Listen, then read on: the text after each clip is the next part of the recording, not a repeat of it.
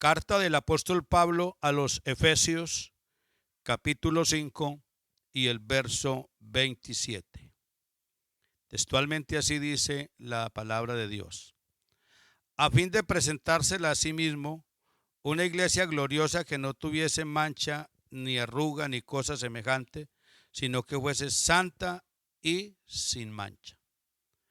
Vamos a hablar de la iglesia que Dios exige, las cualidades de la iglesia que Dios exige.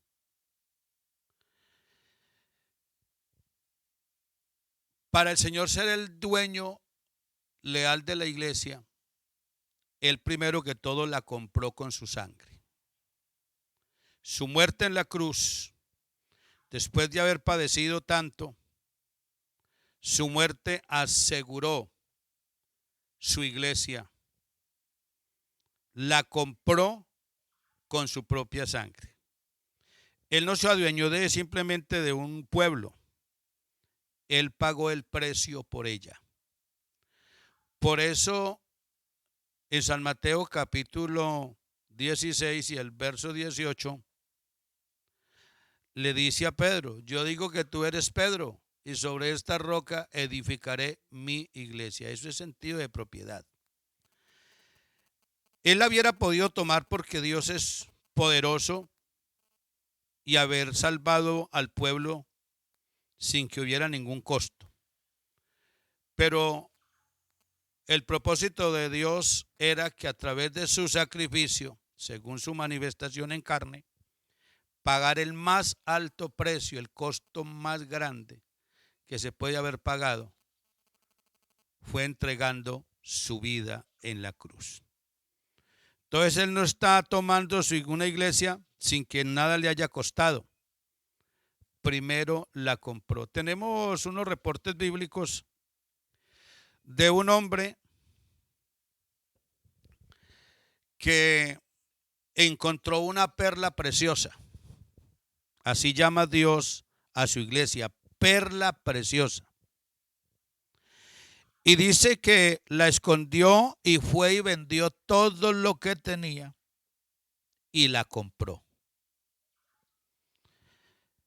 Es muy importante mirar todos estos pasajes bíblicos porque se está refiriendo a Cristo, o el término que usó, compró esa perla, fue cuando Él pagó el precio en la cruz por ella. De manera que Él es el que puede dirigir la iglesia, administrarla, orientarla, protegerla, guardarla de todo mal, porque Él es el dueño. Él es el Señor absoluto de la iglesia. Yo digo a toda la iglesia en Colombia, es un privilegio muy grande que el Señor nos haya escogido desde el principio para salvación. Es el más alto honor que uno puede alcanzar. Ser hijo de Dios, ser parte del reino de Cristo, recibir el mensaje de Dios. Eso nos constituyó como herederos del reino de los cielos.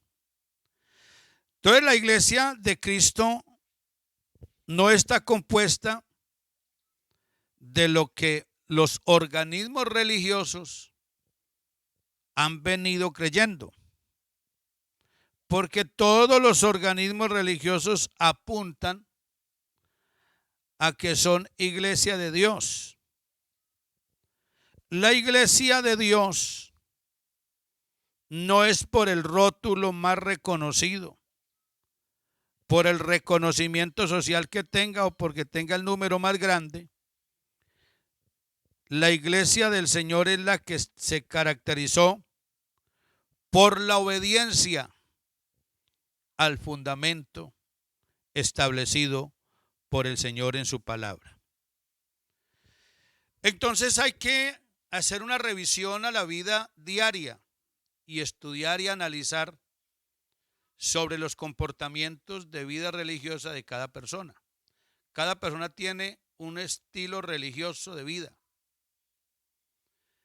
Y precisamente a esto hay que ponerle la lupa y mirarlo desde la óptica del Señor, porque hay una enorme equivocación en la raza humana.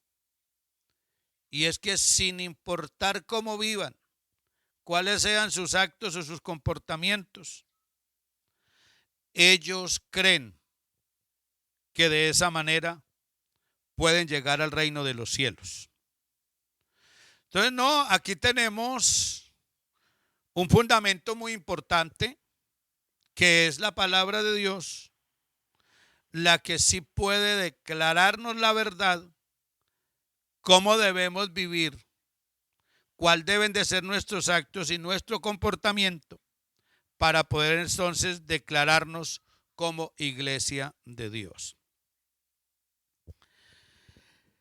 La característica que encuentro acá en el texto leído, a fin de presentársela a sí mismo. Oiga, siendo él el creador y el dueño de todo, quiso venir manifestándose en carne y pagar el precio, el más alto precio que se pagó, como vuelvo y lo reitero. No la quiso tomar así sencillamente, sino que pagó el precio para ser hoy el dueño y poderla edificar, poderla constituir, poderla dirigir de acuerdo a su voluntad, podérsela presentar a sí mismo. Una iglesia gloriosa que no tenga mancha, hablando de pecado, ni arruga, que se habla precisamente concerniente al pecado, ni cosa semejante, sino que fuese santa y sin mancha. San Mateo capítulo 5 y el verso 20 habla de los religiosos del pasado, y el Señor exige a sus discípulos que la justicia debe de ser superior a la justicia de los escribas y de los fariseos. Entonces, las normas elevadas de moralidad y de justicia no las establece el hombre, las establece directamente Dios. Por eso es que para ser iglesia de Dios tenemos que tener un nivel moral muy alto. No como la degradación moral que hay en estos tiempos, en que cada uno vive de acuerdo a la forma de pensar y actúan entonces de esa manera, olvidándoseles que para poder entrar en el reino de Dios tenemos que tener un nivel de vida santa, un nivel de vida moral, un nivel de vida espiritual muy elevada para poder entrar en el reino de los cielos. Entonces el Señor dice aquí en el verso 20 del capítulo 5 de San Juan: porque os digo que si vuestra justicia no fuese mayor que la de los escribas y los fariseos, no entraréis en el reino de los cielos. Esta norma que exige Dios para entrar es una norma elevada de justicia. Debe de ser, el ser humano debe ser justo. ¿Justo en qué? Justo en lo que hace, justo en lo que determina en su propia mente. Uno no puede vivir de acuerdo a lo que quiera, sino examinar si mis actos, mi comportamiento con el prójimo, mi comportamiento con mi familia, mi comportamiento con los demás, mis actitudes de negocio deben tener un comportamiento elevado de justicia, para poder así ir llenando como este requisito que exige Dios para pertenecer o ser la iglesia del Señor. Entonces aquí habla es de una justicia que debe ser superior a la de los escribas y a la de los fariseos. La justicia de los escribas y de los fariseos era externa. Parecían muy bien. Hay muchas gentes que toman la piedad como fuente de ganancia. parecen ser muy buenos con los demás. Ay, hacemos limosnas y colaboramos y ayudamos. Qué cosa tan buena. Y hay mucha gente que dice que esa es la salvación. Pero resulta que a eso le sacan unas fugosas ganancias, haciéndose ver con pareciera una justicia correcta. Entonces, el ser humano debe de ser en primera instancia justo, que tenga unas normas de justicia superiores a la de los escribas y a la de los fariseos. La primera característica para ser iglesia de Dios, ser santo. Eso es lo que dice aquí el texto que acabamos de leer. Y otra de las características en San Juan capítulo 3 habla del nuevo nacimiento. ¿Qué tipo de nacimiento es que la Biblia aquí nos presenta? El nuevo nacimiento que presenta Juan en el capítulo 3, según la conversación de Jesús con Nicodemo, el que no naciere de nuevo no puede ver el reino de Dios.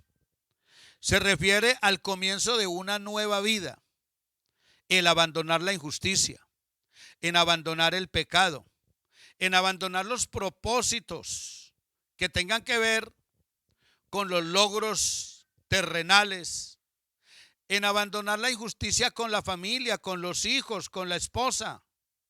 El comenzar entonces una vida diferente, una vida transformada por el poder de Dios, para así entonces alcanzar ese nuevo nacimiento, esa nueva vida, y tener entonces ese reconocimiento por parte de Dios, que es el punto tan importante que tenemos que ver.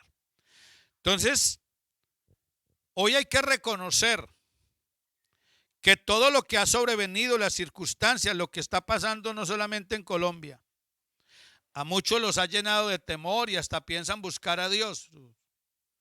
Pero hay que hacer un estudio, un análisis, darnos una mirada retrospectiva, sondear en nuestra conciencia si realmente esta decisión de hoy buscar a Dios, donde hay pues por todas partes, se pide oración y se busca, y eso no es malo, me parece muy bueno, me parece interesante, pero es tan importante reflexionar en lo que tenemos, en lo que vivimos, en la forma de vida. La gente está esperando que todo vuelva a la normalidad porque cada uno quiere volver al mismo lugar, actuar de la misma manera como venían. Seguir entonces ese mismo de vida desenfrenada, sin respetar a Dios, sin respetar a nadie. Y precisamente eso es lo que están esperando los colombianos y el mundo entero. Pero ¿por qué no reflexionar? ¿Por qué no hacer un análisis de la vida social y preguntar, investigar, escudriñar? San Juan capítulo 3 y el verso 39 dice que escudriñemos las escrituras, porque a vosotros os parece que en ellas tenéis la vida eterna, y ellas son las que dan testimonio de mí.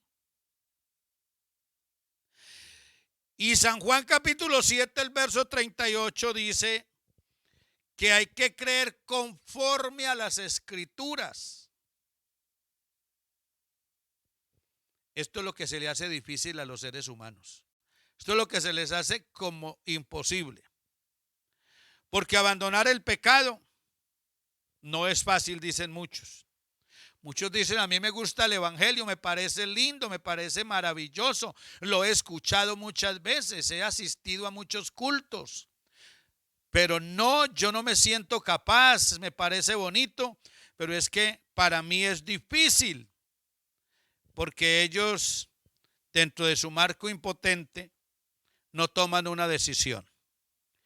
Y yo considero que para que haya un cambio en la vida del ser humano, haya una transformación del corazón, una transformación de su mente, hay que tomar una decisión y tomar la decisión correcta. porque hay muchos que han tomado decisiones no correctas. Yo quisiera evaluar una anécdota muy bonita, y es con respecto de un señor que tenía una gran mansión. Y voy a tomarla porque es un ejemplo, un ejemplar muy interesante. Y un día decidió hacerle a todos sus sirvientes una cena y los convocó a su mansión y les preparó una cena. Y estando a la mesa, ubicó sobre la mesa una Biblia y, de acuerdo al número de sus sirvientes, sobres con dinero. Y les dijo: he preparado esta cena para todos ustedes y he traído hoy al alcance de ustedes una Biblia y un sobre con dinero. Ustedes pueden tomar una de esas dos: o toman la Biblia o toman el dinero. El primero fue el conductor de su vehículo. Le dijo: señor, me parece interesante la Biblia, me parece importante la Biblia, pero tengo algunas necesidades en mi entorno familiar. Entonces veo necesario tomar el dinero y así sufragar unas situaciones que estoy viviendo. El que continuó fue precisamente la dama de oficio doméstico y le dijo: señor, la Biblia es muy importante, pero no sé leer. Eso indica que ningún beneficio puedo conseguir o extraer de ella. En este caso yo tomaré el dinero. Pero luego aparece el administrador de las mascotas de la mansión y le dice el señor de la mansión: creo que usted también va a tomar el dinero. Y el joven le dijo lo siguiente: señor, mi madre me enseñó que la Biblia es la palabra de Dios y que es más dulce que un panal de miel. A la verdad, el dinero me sería muy útil porque compraría alimento para mi familia y un par de zapatos, ya que estos son los únicos y están en su acabose. He soñado toda mi vida con tener una Biblia, tener mi propia Biblia. En este caso, Señor, yo tomaré la Biblia. Y el joven pobre tomó la Biblia y la abrió y leyó, en donde dice que la palabra de Dios es más dulce que miel, que la que destila del panal. Y la sorpresa no fue esa solamente, sino que halló dentro de la Biblia un sobre que tenía el doble del dinero que habían en los demás sobres. Y había otro sobre en el cual estaba depositado un documento que decía: el que tome la Biblia será el heredero de mi mansión y de todas mis riquezas. Cuando los demás oyeron leer el testamento, agacharon la cabeza y se dieron cuenta que habían tomado la decisión más equivocada de su vida. ¿No será así lo que está pasando en los colombianos y en el mundo entero? Que el hombre hoy más elige las cosas materiales, las cosas terrenales, que las cosas de Dios.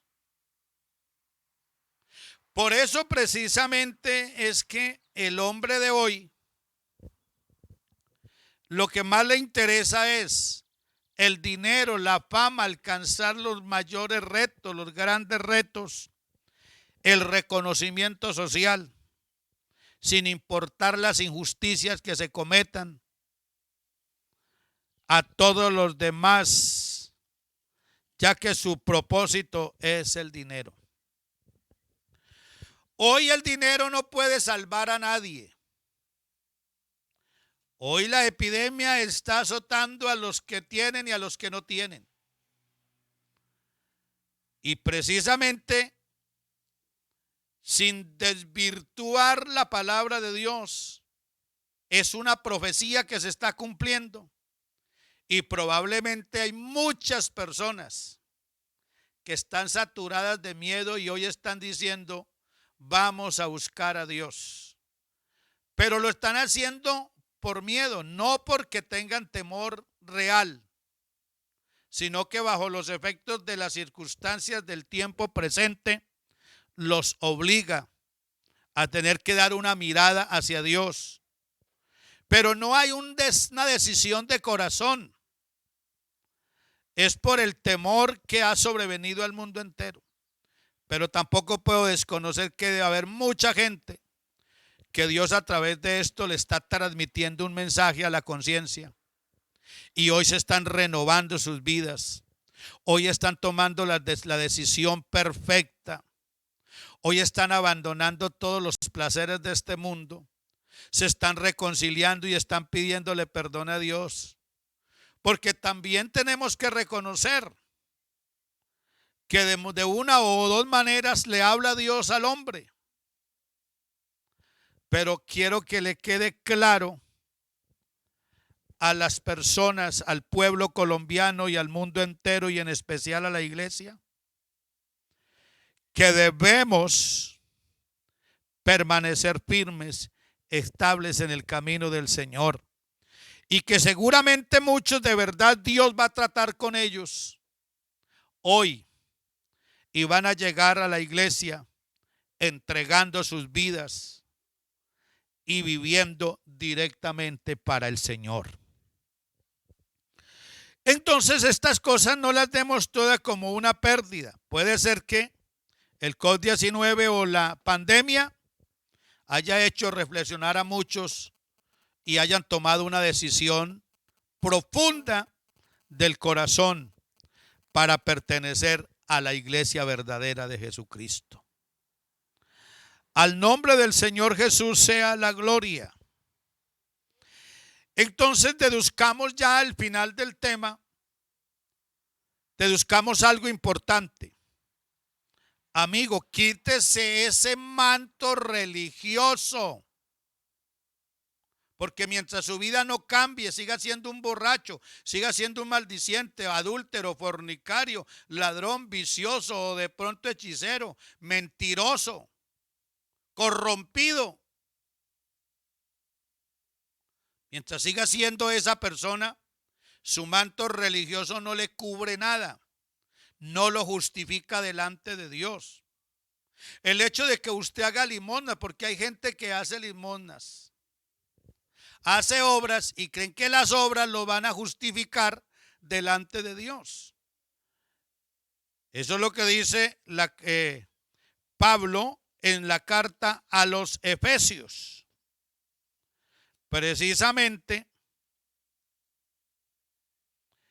algunos se quieren justificar por eso, pero aquí tenemos una carta abierta en donde nos informa acerca de la realidad. Primero dice, y Él os dio vida a vosotros cuando estabais muertos en vuestros delitos y pecados. Para ser iglesia de Dios, tiene que el hombre morir al pecado.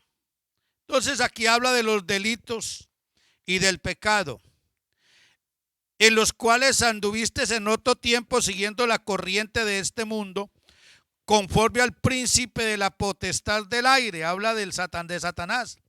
El espíritu que ahora opera en los hijos de desobediencia, entre los cuales también todos nosotros vivíamos en otro tiempo en los deseos de nuestra carne, haciendo la voluntad de la carne y de los pensamientos, y éramos por naturaleza hijos de ira, lo mismo que los demás. Pero Dios, que es rico en misericordia por su gran amor con que nos amó, aun estando nosotros muertos en pecado, nos dio vida juntamente con Cristo, y por gracia sois salvos, y juntamente con Él nos resucitó y asimismo nos hizo sentar en lugares celestiales con Cristo Jesús, para mostrar en los siglos venideros las abundantes riquezas de su gracia y su bondad para con nosotros en Cristo Jesús. Porque por gracia sois salvos por medio de la fe. Y esto no de vosotros, pues es don de Dios, no por obras para que nadie se gloríe, porque somos hechura suya, creados en Cristo Jesús para buenas obras, las cuales Dios preparó de antemano para que anduviésemos en ellas. Yo creo que esta carta que acabo de leer aquí nos arroja claramente la realidad de los que se pretenden justificar a través de sus dádivas, de sus buenas obras. Jesús no está desvirtuando aquí las buenas obras, al contrario, nos creó, nos cambió, nos regeneró para que hagamos buenas obras. Pero las obras no llevan a nadie al cielo. Entonces esas son dogmas religiosos, que si le hace bien a una persona, usted se salva. Que si usted es una persona que hace mucha caridad, tiene derecho al cielo. Eso es mentira. Esos son religiones falsas que enseñan cosas que no son. Entonces, amigo y amiga, hermano y hermana, con mucho cariño, con mucho amor, le entrego hoy este mensaje para que hoy vivamos y nos sentamos felices, que si estamos dentro de la iglesia real, neotestamentaria, fundamentada en Cristo, tenemos derecho al reino de los cielos. Entonces, quiero concluir lo que dice Apocalipsis, capítulo 21, verso 27, que al cielo no entra cosa que haga abominación. Eso es bien interesante.